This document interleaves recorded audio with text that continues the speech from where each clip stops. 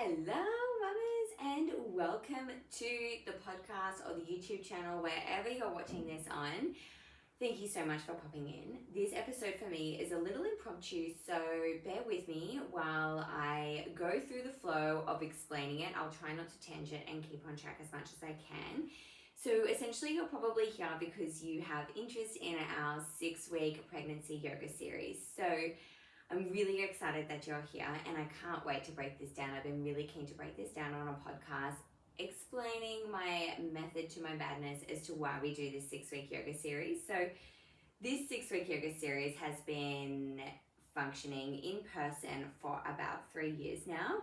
I created it 3 years ago with my practice as a vinyasa yoga teacher mixed with my practice as a midwife, using the two together combined to help you prepare holistically for your natural birth. So this includes some physical preparation and some mental preparation. Every single movement, every single breath work, every single meditation is all done with very conscious intent to help you prepare for this normal birth. We do very much use a lot of flow in our yoga. I know a lot of pregnancy yoga is very much more focused on the relaxation part of things, which definitely is important. And we do incorporate a nice long shavasana with every single yoga class we do for relaxation. But I do feel like there are so many other amazing benefits to pregnancy yoga that we can include to really allow you to prepare holistically for that natural birth. So if you've done pregnancy yoga before, you might find that we're a little more flowy. It still definitely is for every single woman, no matter how much yoga you've done or not at all, can absolutely do this flow.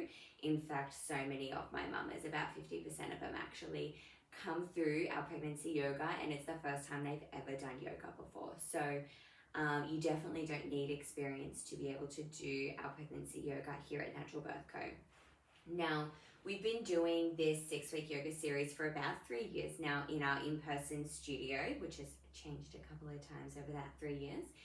And we do it religiously on a Sunday. So this online yoga series is kind of designed to do similarly, where we do one flow a week, and it's a 6-week series. In saying that, you're more than welcome to do 2 or more a week and just trying to do them in that same pattern. I feel it's really beneficial, and it's again been very, very intentional what I present on week 1 as opposed to what I present on week 4. So they're all very different, and doing them in order can be really beneficial, even if you speed up that process faster than over 6 weeks.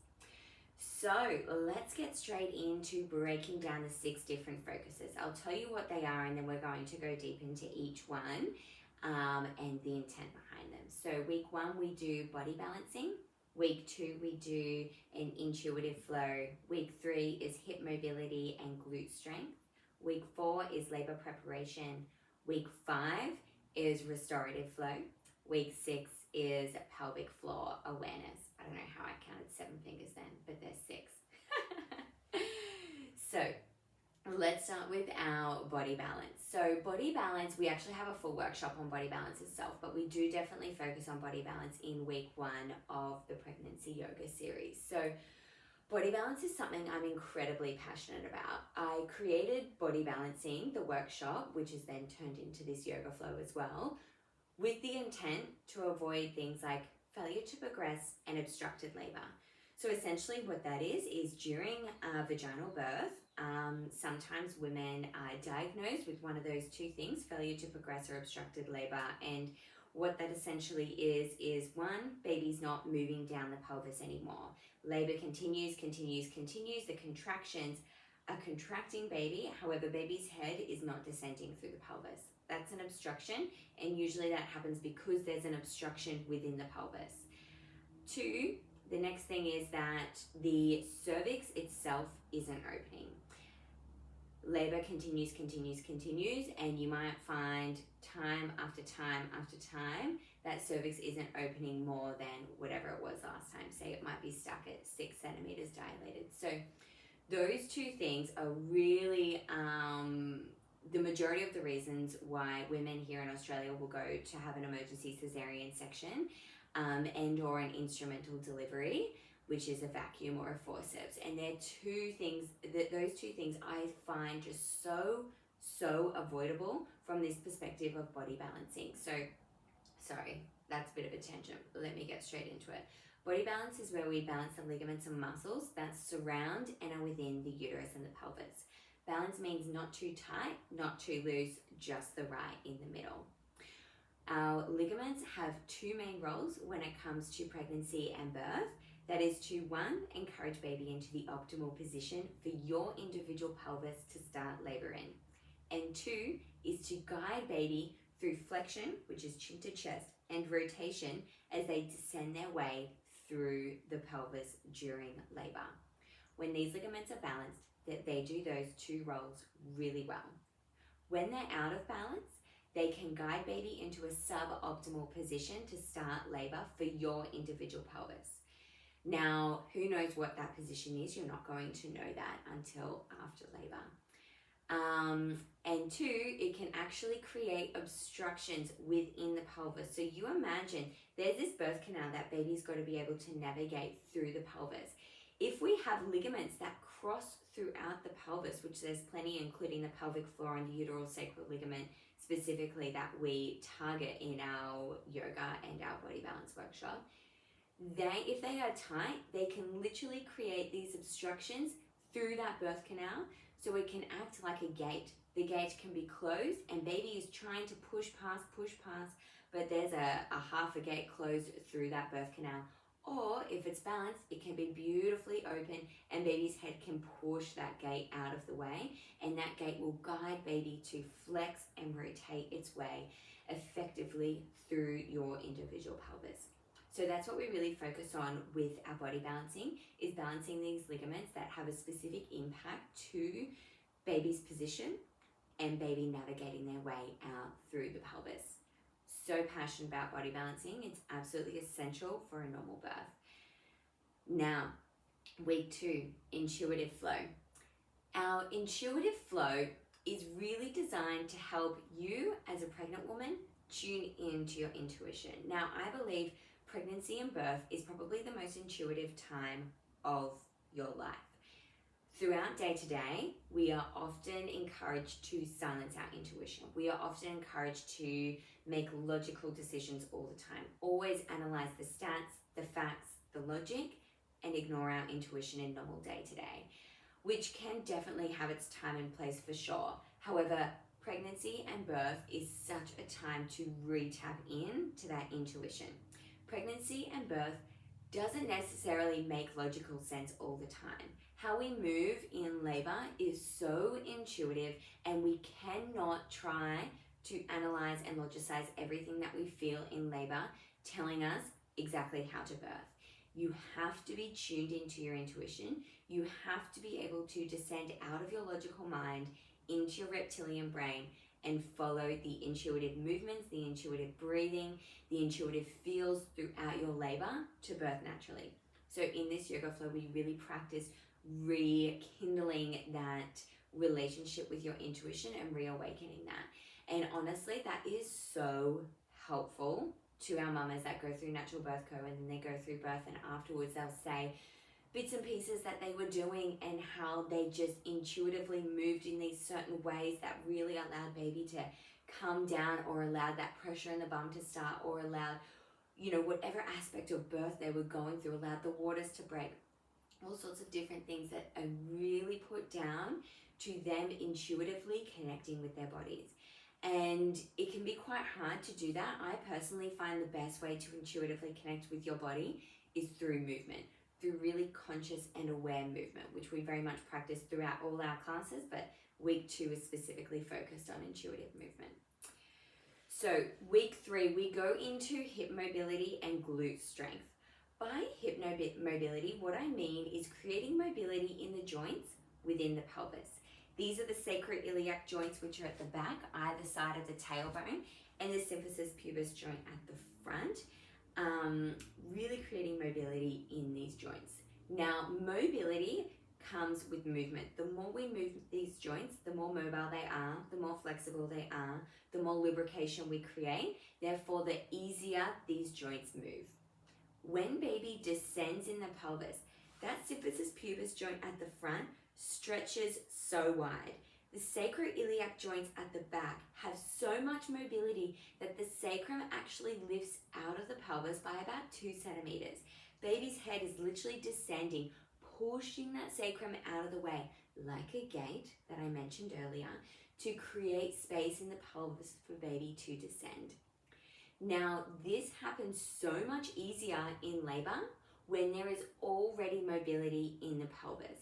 If you imagine that there's not mobility in the pelvis, one, it's going to be a lot more painful for these joints to be moving for the first time. If we've just been sitting throughout our whole pregnancy and these joints are moving for the first time this much in labor, it's going to be a lot more painful on mama in labor. But secondly, we might actually not have that movement. The baby might be trying as hard as it can to push that sacrum out of the way, to let the symphysis pubis joint open beautifully at the front. And we physically do not have that mobility, that stretch, that flexibility during labor because they've just been so stationary for so long during your pregnancy. So we really work on lots of different hip opening exercises during this flow. Now, majority of us aware of what we call pelvic girdle pain. So this is essentially pain within the pelvis. And this comes from things like relaxin and things like instability in the muscles that surround the pelvis. So we do lots of things, and there is a video in this series on how to avoid, like what positions to avoid if you are experiencing pelvic girdle pain, etc. But what really helps to avoid pelvic girdle pain is that as the laxity is increasing in the joints within the pelvis, we are supporting the pelvis with the stability of strength in the glutes and thighs can really hold that pelvis together. Hold the stability and integrity of that pelvis with glute strength and leg strength. So we really work on those two things for that reason, number one, but also reason number two is that strength in the legs and the glutes is really effective for the longevity of your labor. If you enter your labor with strength in the legs and glutes, your fitness is so much more increased, so therefore you will be able to endure and be more resilient throughout your labor experience. You are able to be intentionally active throughout your labor for longer because you have the fitness to back you up, right? One of the 3 reasons that I see a woman tap out of the birth that she wants, which is a natural birth, to a birth that she doesn't want, is physical exhaustion. If we are physically fit when we enter labor, in the legs and glutes specifically, don't worry about anywhere else, but just the legs and the glutes. If we are physically fit, we are going to avoid physical exhaustion so much more. Fit women tend to have great births. The statistics show that so much time and time again. Get some exercise under your belt, get some fitness in your legs and glutes, and it's going to change how your birth goes down. So, hip mobility and glute strength. So that's for babe to be able to create space in the pelvis as they descend in labor, and the glute and the thighs are going to avoid pelvic girdle pain and also prepare you for that physicality behind birth. Week number 4, we go into labor prep. So for this week, we actually do need what we call a fit ball or an exercise ball, yoga ball. There's all different names for the same thing, but essentially it's just a big fit ball that you can sit on. Now, we use this in our labor prep week because in Natural Birth Co, I feel it is a really fantastic tool to use in early labor and also in pregnancy to encourage good posture, etc. But it's a really great tool to use for early labor at home. So I encourage my mamas to get one of these balls. We bring it all to class, and I encourage you to use it leading up to your birth and use it during labor. So because we're going to use it during labor, one of my biggest sayings is we never want to try something for the first time in labor. Labor is not a time to learn new tricks. We want to be comfortable on our fit ball before labor starts. We want to know the stability and the instability of it. We want to know what we can do on it before labor starts. We don't want to be jumping on our birth ball for the first time during labor. So during this week for your labor prep week, we get really comfortable with our birth ball. We get really comfortable with the movement on the birth ball. Next up, we also look at, that was a bit of a freaking stutter. We also practice lots of birth positions. So birth positions that you may resume or feel intuitively like you want to resume during your labor experience, we practice these in this course as much as we can. Obviously, we're not in every single possible birth position, but we do jump into a lot of them in this class. Again, that just backs up the whole intent of labor's not a time to learn new tricks. If your body isn't intuitively telling you, oh, put your right leg up here, do this with your left leg, do this here, and you've never done that before, your logical mind is going to take over throughout the process of labor and be like, oh, like I wonder if I can do that. Oh, how do I get into that position? What should I put under my leg? If we practice this stuff during pregnancy, you're going to be able to intuitively resume these positions so much easier with much less logical thought, keeping you in your reptilian brain. What we also do is we get super duper aware of our anatomy. Pelvic biomechanics is something that I'm super duper fascinated in, and I teach all my couples, especially in the birth workshop, but mamas in the yoga as well, to be super aware of their pelvis, the shape of your pelvis, changing the shape of your pelvis through your positions to create space. So we bring a lot of awareness into external rotation of the thighs, internal rotation of the thighs, arching the spine, rounding the spine, where the hips are positioned, how they move when we flow left to right, when we're rocking the hips, when we're doing all sorts of movements, when we're sitting as opposed to when we're standing, as opposed to when we're laying. All these different movements, positions, shapes of the pelvis that we create, just having awareness. Majority of the time, none of them are good or bad. They just all have a different place in labor. And I feel when you build that connection with your body through bringing complete awareness, we don't want to be doing different flows in yoga where we're thinking about what we're doing for dinner tonight or how our day went at work today. We want to be completely aware of exactly how every single movement feels throughout this process. So we really focus on those things in our labor prep. We also do vocal toning in this week 4 labor prep flow. So vocal toning is tones we make with our mouth to combine with our pelvic floor as well. I think we actually revisit this in the week 6 pelvic floor series as well, but we practice this, and it's so funny. I've contemplated let go of the vocal toning so often because it is freaking embarrassing and awkward to do in front of a whole class of women. And I don't really enjoy doing it, especially putting it out there for the whole World Wide Web to see. However, I continue to do it because honestly, the amount of women that come back after their birth with the feedback of how beneficial practicing vocal toning was in pregnancy for their labor experience and how helpful vocal toning was for their labor experience, it's definitely worth the embarrassment. So vocal toning's in there too. Just as a heads up, this week 4 one is definitely a lot more education focused. It's not like necessarily super tranquil and flowy like all the other ones are. This one's a bit more focused on education. So, which is wonderful, it's time and place, right?